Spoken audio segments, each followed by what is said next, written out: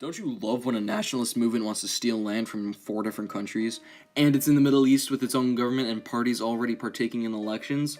Welcome to Kurdistan. No, that's not Kurdistan, that's Turkey. Kurdistan, no, that's Syria. That's Iran and Iraq, because you know what? Kurdistan isn't actually a country. It's the region in between here, amongst these 4 different countries, and a tad bit towards Armenia, but everyone hates them. You know why? Well, if I had fought hard for all that land and independence, and then a group of guys shows up and says, hey, give us land because we want to rule ourselves because we're different than you, I'd kind of be mad too.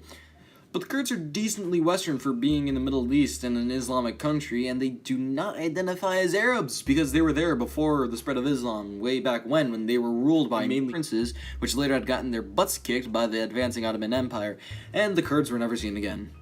Well, that is until flash forward, World War I, the Ottoman Empire collapses, and the result is a ton of countries sprouting up everywhere that it was. Turkey, being the most Western of them all, joins the League of Nations, which fails. It joins the UN and NATO and becomes the only Muslim country in NATO. But what's happening in southeastern Turkey, do you say? Nationalism. Even worse, hundreds of years old Kurdish nationalism.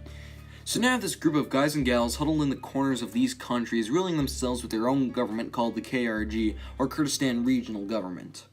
Just for some context, you got 5 parties going at it. The head of the pack is the KDP, which is the Conservative Party, or the Kurdistan Democratic Party. You have the Goran, which are the Liberals, and then you have another liberal party called the Patriotic Union of Kurdistan, or PUK for short. You've got the PYD, which is the Democratic Union Party, and they are social liberals, and then you have good old-fashioned PKK, which is the Kurdistan Workers' Party, and they are communism. Which, mind you, all of this happens and it still isn't even a country yet! But Joe, there is still a problem. Everybody is still so angry. Well, yes, of course everybody is, because they're losing territory no matter what goes down, unless they just completely wipe out a race, well, that's just mass genocide, which we can't do these days, because, you know, the UN kind of exists. And it is still their land, because there isn't a country, so that it is still their own people.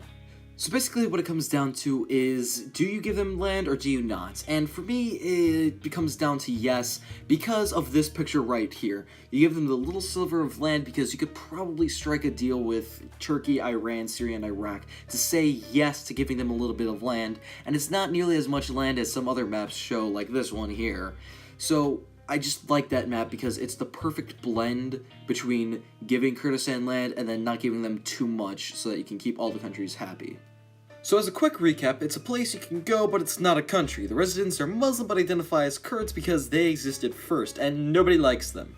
So if anybody ever asks you what's going on in Kurdistan, it's a cluster truck of a singular idea of nationalism. Well, a singular idea of nationalism which does have its own militia.